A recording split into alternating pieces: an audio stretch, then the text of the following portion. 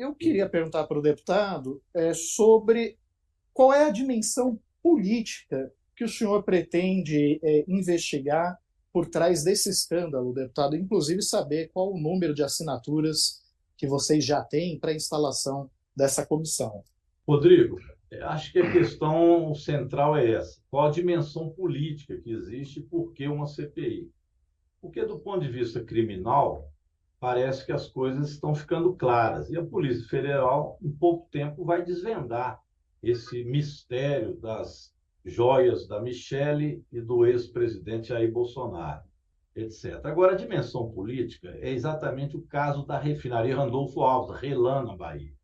Este é um caso que precisa que a Câmara de Deputados, com afinco, se debruce sobre isso.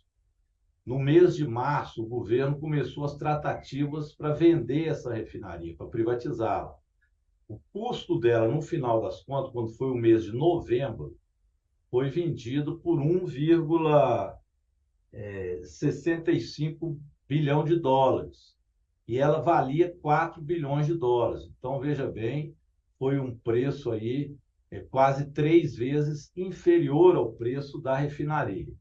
E essa negociata foi fechada com a corrida da comitiva em outubro. Um mês depois, eles fecharam a venda. Então, o que fica por trás disso? É que houve aí, com essas joias, o pagamento de propina.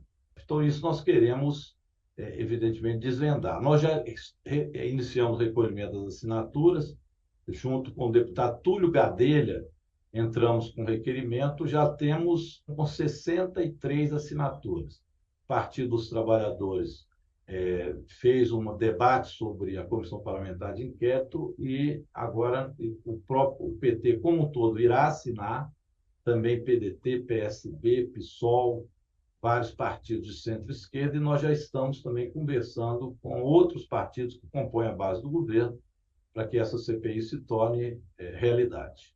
É comum que chefes de Estado troquem presentes entre si, mas quando isso acontece, existe um protocolo, um cerimonial, e esses presentes são trazidos por uma equipe especializada e não por um ministro que faz um favor ou outro. Isso já é estranho.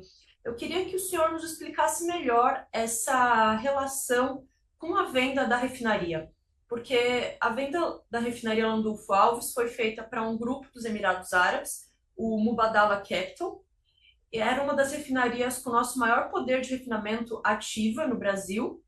Então, queria que o senhor deixasse isso mais claro para os nossos leitores. Foi um pacote que foi trazido de forma escusa, não foi um presente trocado dentro dos protocolos que são utilizados entre chefes de Estado para troca de presentes, e ao mesmo tempo foi fechado um negócio que não foi bom para o Brasil. Então é como se o governo brasileiro tivesse vendido um patrimônio público e em troca tivesse recebido uma propina para si? Foi É isso? exato, porque veja bem, hoje tem mais um escândalo. O Bento Albuquerque, que era então, né, o ex-ministro de Minas e Energia, ele mentiu também para a Arábia Saudita. Ele teria dito que isso teria vindo para o acervo do governo brasileiro. E não foi. Eles tentaram fazer com que a alfândega liberasse essas joias para o presidente Jair Bolsonaro.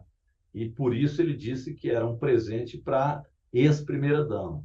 Não conseguindo isso, o ex-presidente Jair Bolsonaro fez 8 tentativas de resgatar para si as joias. E agora o Bento Albuquerque, nós descobrimos, ele mentiu para a Arábia Saudita, dizendo que era algo para o acervo do governo brasileiro. Então, veja bem, eles trataram a tal comitiva do presidente Jair Bolsonaro isto como uma propina. Isso é que nós vamos investigar, buscar documentos, por isso uma comissão parlamentar de inquérito, que ela tem também uma dimensão política deste caso, além da própria dimensão policial. Eu não tenho dúvida que, ao final de tantos processos contra o ex-presidente Jair Bolsonaro e contra Michele Bolsonaro, esses dois acabarão na cadeia pelos crimes que cometeram, inclusive de corrupção, fora genocídio, crimes contra a democracia e outros. Mas é impressionante também como que politicamente eles envolveram as Forças Armadas brasileiras e como que pode se desfazer de uma refinaria da importância que é a refinaria Randolfo Alves, que, aliás, hoje está vendendo gasolina muito mais cara do que qualquer outra refinaria porque não se tem controle do preço que ali é praticado, e é outra denúncia que a gente faz do processo ruim que foi a privatização. O governo ele tem interesse em deixar essa CPI ser instalada? Pergunto isso porque, no caso da CPI do 8 de janeiro, houve um entendimento, pelo menos essa foi a alegação oficial, de que a CPI poderia atrapalhar a votação de projetos de interesse do governo, né? Eu gostaria que o senhor falasse um pouco sobre isso, diferenciasse um caso do outro. Eu acho que tem uma diferença entre o pedido de uma CPI e outra. A questão do 8 de janeiro virou para os bolsonaristas uma questão deles querer a CPI, porque falaram para a base deles o tempo inteiro que o que ocorreu no 8 de janeiro foi infiltração de petistas, então uma tese completamente esdrúxula, mas que eles andam repetindo para poder tentar convencer e unificar essa base ultra-radical de bolsonaristas. Então, eles estavam usando isso como instrumento, querendo transformar quem foi vítima, que foi o governo do presidente Lula e a democracia, em réus, como se nós tivéssemos culpa daqueles atos que eles praticaram. É um negócio tão absurdo que não valeria a pena esse debate dentro do Congresso Nacional, bem porque, do ponto de vista das provas contrárias ao que eles têm dito, nós já temos várias, e em especial o Supremo Tribunal Federal e a Polícia Federal estão tratando. Então, neste caso, o governo achava que não valia a pena uma CPI, dar guarida a uma CPI dessa, por resultado que nós já sabemos. Só serviria de palanque para eles para fazer fake news e mentira. Neste caso, agora, tem uma dimensão política importante, que é incluir a corrupção do próprio Jair Bolsonaro e de Michele Bolsonaro, que eles se diziam tão honestos. Por isso, eles estão fugindo desta comissão parlamentar de inquérito como podem. Estão nervosos com elas. Eles sabem que ali a figura de Jair Bolsonaro e Michele Bolsonaro estão em xeque agora pessoalmente.